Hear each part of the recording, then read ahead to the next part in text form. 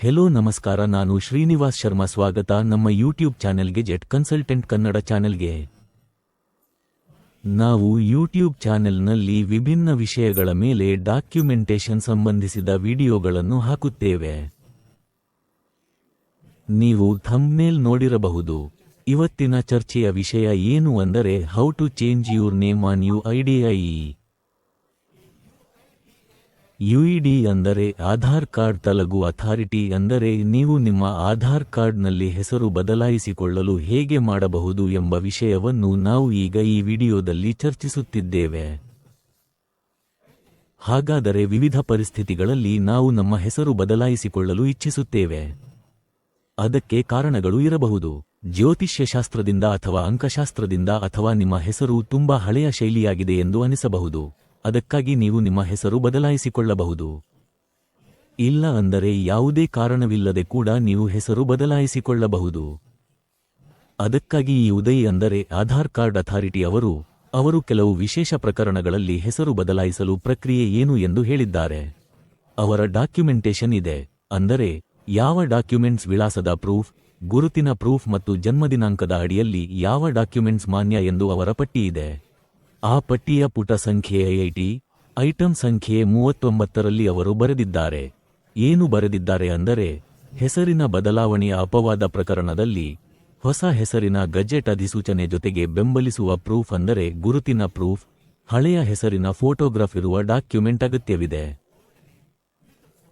ಅಂದರೆ ಯಾರಾದರೂ ತಮ್ಮ ಹೆಸರನ್ನು ಬದಲಾಯಿಸಿಕೊಳ್ಳಲು ಬಯಸಿದರೆ ಹಳೆಯ ಹೆಸರಿನ ID ಪ್ರೂಫ್ ಜೊತೆಗೆ ಭಾರತ ಸರ್ಕಾರದ ಗೆಜೆಟ್ ಮಾಡಿಸಿಕೊಂಡು ಆ ಪ್ರತಿಯನ್ನು ನೀಡಿದರೆ ನಾವು ಆಧಾರ್ ಕಾರ್ಡ್ನಲ್ಲಿ ಹೆಸರನ್ನು ಬದಲಾಯಿಸಿಕೊಳ್ಳಬಹುದು.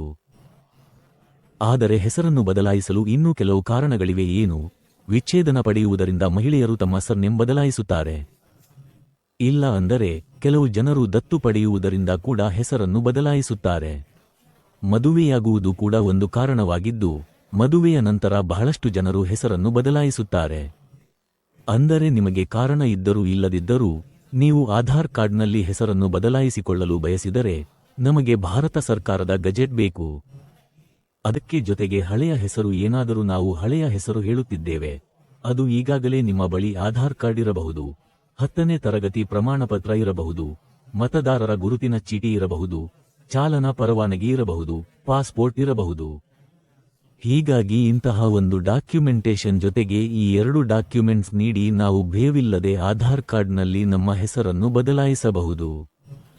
ಅದು ಅರ್ಥ. ಆದರೆ ಈ ವಿಷಯದಲ್ಲಿ ನಾನು ನಿಮಗೆ ಸಂಪೂರ್ಣ ವಿವರಗಳನ್ನು ಹೇಳುವ ಮೊದಲು ಕೆಲವು ವಿಷಯಗಳನ್ನು ನಿಮಗೆ ಹೇಳುತ್ತೇನೆ. ಈ ವಿಡಿಯೋದಲ್ಲಿ ನಾನು ಚರ್ಚಿಸುವ ಎಲ್ಲಾ ವೆಬ್ಸೈಟ್ಗಳು, ಇಲಾಖೆಗಳ ಬಗ್ಗೆ ಚರ್ಚಿಸುವೆ. ಅವುಗಳ ಲಿಂಕ್ಗಳನ್ನು ನಿಮಗೆ ಕೆಳಗಿನ ವಿವರಣೆಯಲ್ಲಿ ದೊರೆಯುತ್ತದೆ.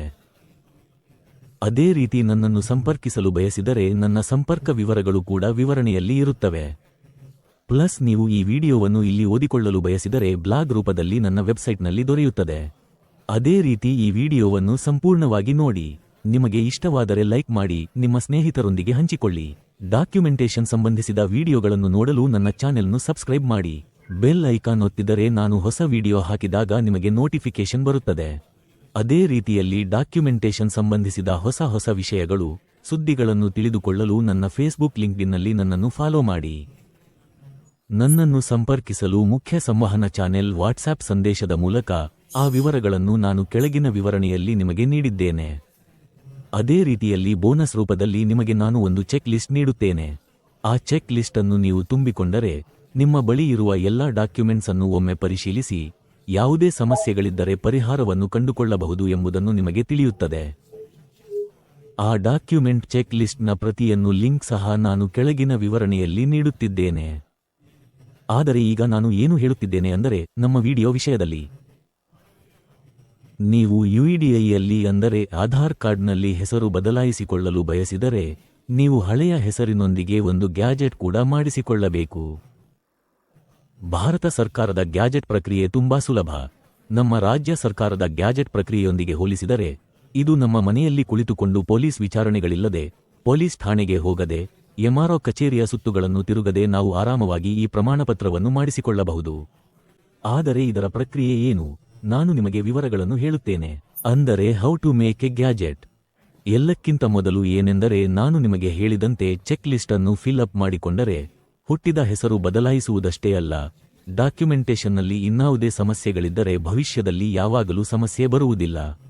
ಅಂತಹ ಚೆಕ್ ಲಿಸ್ಟ್ ಅನ್ನು ಮಾಡಿ ನೋಡಿದ ನಂತರ ಎಲ್ಲಕ್ಕಿಂತ ಮೊದಲು ನಾವು ಒಂದು ಅಫಿಡವಿಟ್ ಮಾಡಿಸಿಕೊಳ್ಳಬೇಕು. ಒಂದು ನಾನ್ ಜ್ಯುಡಿಷಿಯಲ್ ಸ್ಟಾಂಪ್ ಪೇಪರ್ನಲ್ಲಿ ₹100 ಸ್ಟಾಂಪ್ ಪೇಪರ್ನಲ್ಲಿ ನಮ್ಮ ಹೆಸರು ಬದಲಾವಣೆ ಬಗ್ಗೆ ಒಂದು ಅಫಿಡವಿಟ್ ಮಾಡಿಸಿ ಅದನ್ನು ನೋಟರಿ ಮಾಡಿಸಿಕೊಳ್ಳಬೇಕು. ಮುಂದೆ ಈ ಅಫಿಡವಿಟ್ ಹೇಗೆ ಮಾಡಿಸಿಕೊಳ್ಳಬೇಕು ಎಂಬುದರ ಬಗ್ಗೆ ನಾನು ವಿವರವಾದ ವಿಡಿಯೋ ಮಾಡಿದ್ದೇನೆ. ಕೆಳಗಿನ ವಿವರಣೆಯಲ್ಲಿ ಲಿಂಕ್ ದೊರೆಯುತ್ತದೆ, ನೀವು ಅದನ್ನು ಕೂಡ ನೋಡಬಹುದು.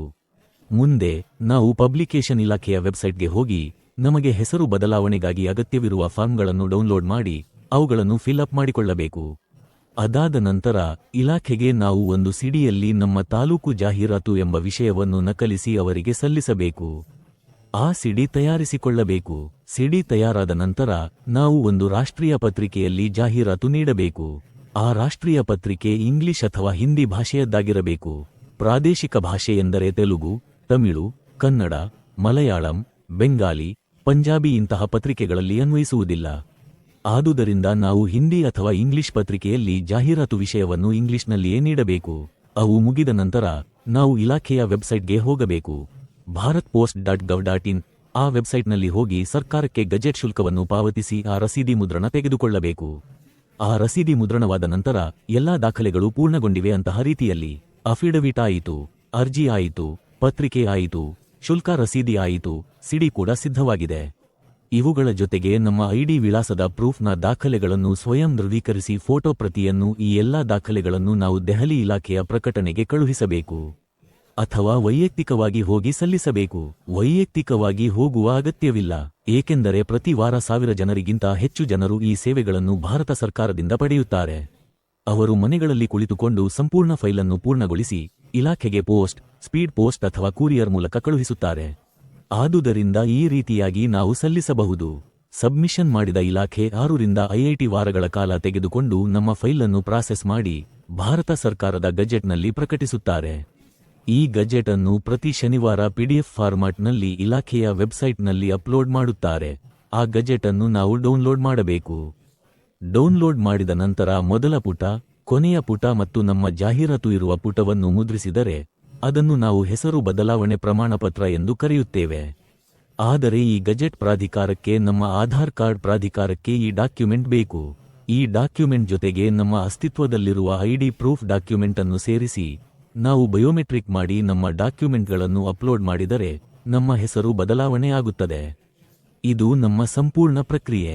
ಒಂದು ವೇಳೆ ನೀವು ಈ ಸೇವೆಯನ್ನು ನನ್ನ ಮೂಲಕ ಪಡೆಯಲು ಬಯಸಿದರೆ, ಏಕೆಂದರೆ ನಾವು ಕಳೆದ 16 ವರ್ಷಗಳಿಂದ ಸೇವೆ ನೀಡುತ್ತಿದ್ದೇವೆ. ಇಲ್ಲಿಯವರೆಗೆ ಭಾರತದಲ್ಲಿನ ಎಲ್ಲಾ ರಾಜ್ಯಗಳಿಂದ 11,000ಕ್ಕೂ ಹೆಚ್ಚು ಜನರು ತಮ್ಮ ಮನೆಗಳಲ್ಲಿ ಕುಳಿತುಕೊಂಡು ನಮ್ಮ ಸೇವೆಗಳನ್ನು ಪಡೆದು ಆಧಾರ್ ಕಾರ್ಡ್ ಮತ್ತು ಇತರ ಡಾಕ್ಯುಮೆಂಟ್ಗಳಲ್ಲಿ ಡಾಕ್ಯುಮೆಂಟೇಶನ್ ಮಾಡಿ ತಮ್ಮ ಹೆಸರು ಬದಲಾಯಿಸಿಕೊಂಡಿದ್ದಾರೆ. ಆದರೆ ನೀವು ನನ್ನ ಸೇವೆಗಳನ್ನು ಪಡೆಯಲು ಬಯಸಿದರೆ ಕೆಳಗಿನ ವಿವರಣೆಯಲ್ಲಿ ನನ್ನ ಸಂಪರ್ಕ ವಿವರಗಳನ್ನು ನೀಡಿದ್ದೇನೆ. ನೀವು ನನ್ನನ್ನು ವಾಟ್ಸ್ಆಪ್ ಸಂದೇಶ ಅಥವಾ ಇಮೇಲ್ ಮೂಲಕ ಸಂಪರ್ಕಿಸಬಹುದು ಅಥವಾ ಇನ್ನೂ ಬೇರೆ ಮಾರ್ಗಗಳ ಮೂಲಕ ನನ್ನನ್ನು ಸಂಪರ್ಕಿಸಲು ಎಲ್ಲಾ ವಿವರಗಳನ್ನು ನಾನು ವಿವರಣೆಯಲ್ಲಿ ನೀಡಿದ್ದೇನೆ. ನೀವು ನನ್ನನ್ನು ಸಂಪರ್ಕಿಸಬಹುದು. ಈ ವಿಡಿಯೋವನ್ನು ಸಂಪೂರ್ಣವಾಗಿ ನೋಡಿದಕ್ಕಾಗಿ ತುಂಬಾ ಧನ್ಯವಾದಗಳು. ಹೊಸ ವಿಡಿಯೋದಲ್ಲಿ ಹೊಸ ವಿಷಯದೊಂದಿಗೆ ಮತ್ತೆ ಭೇಟಿಯಾಗೋಣ. ಅಷ್ಟರಲ್ಲಿಯೇ ನನಗೆ ಬಿಡಿ. ನಮಸ್ಕಾರ.